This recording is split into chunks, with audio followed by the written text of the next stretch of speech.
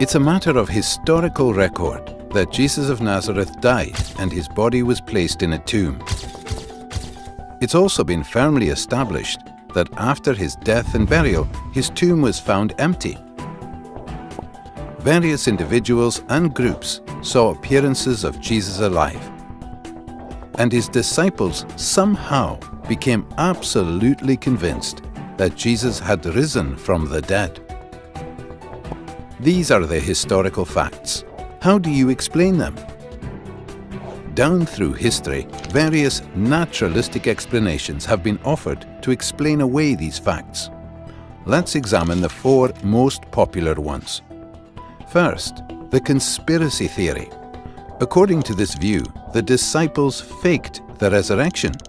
They stole Jesus' body from the tomb and then lied about seeing Jesus alive, thereby perpetrating the greatest hoax of all time. However, this theory faces overwhelming objections. It's hopelessly anachronistic. It looks at the disciples' situation through the rear-view mirror of Christian history, instead of from the standpoint of a first-century Jew. Jews had no concept of a Messiah who would be defeated and executed by Israel's enemies, much less rise from the dead. In Jewish thinking, the resurrection of the dead was a general event that takes place only after the end of the world and has no connection at all with the Messiah. The conspiracy theory also fails to address the disciples' obvious sincerity. People don't willingly die for something they know is not true. An honest reading of the New Testament makes it clear. These people sincerely believed the message they proclaimed and were willing to die for. For these and other reasons, no scholar defends the conspiracy theory today. A second attempt to explain the facts is the apparent death theory. Jesus didn't really die. He revived in the tomb, somehow escaped, and managed to convince his disciples he was risen from the dead. This theory also faces insurmountable obstacles. First, it's medically impossible. The Roman executioners were professionals. They knew what they were doing and made sure their victims were dead before taken down. Moreover, Jesus was tortured so extensively that even if he was taken down alive, he would have died in the sealed tomb. Second, this theory is wildly implausible.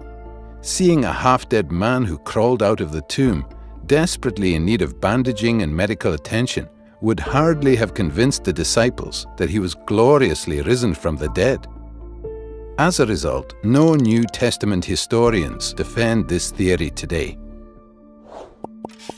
A third explanation is the displaced body theory. Perhaps Joseph of Arimathea placed Jesus' body in his tomb temporarily because it was convenient. But later, he moved the corpse to a criminal's common graveyard. So, when the disciples visited the first tomb and found it empty, they concluded that Jesus must have risen from the dead. Once again, this theory cannot make sense of the facts. Jewish laws prohibited moving a corpse after it was interred, except to the family tomb. What's more, the criminal's graveyard was located close to the place of execution, so that burial there would not have been a problem. Also, once the disciples began to proclaim Jesus' resurrection, Joseph would have corrected their mistake. So, once again, no current scholars endorse this theory. Finally, the hallucination theory. The disciples didn't really see Jesus, but just imagined that he appeared before them. They were all hallucinating. This theory also faces considerable problems. First, Jesus appeared not just one time, but many times. Not just in one place, but in different places. Not just to one person, but to different persons. Not just to individuals, but to groups of people. And not just to believers, but to unbelievers as well. There is nothing in the psychological casebooks on hallucinations comparable to these resurrection appearances.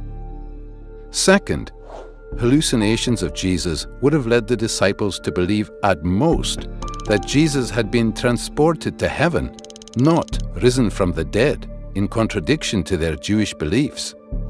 Moreover, in the ancient world, visions of the deceased were not evidence that the person was alive, but evidence that he was dead and had moved on to the afterworld. Finally, this theory doesn't even attempt to explain the empty tomb. Thus, the four most popular naturalistic theories fail to explain the historical facts.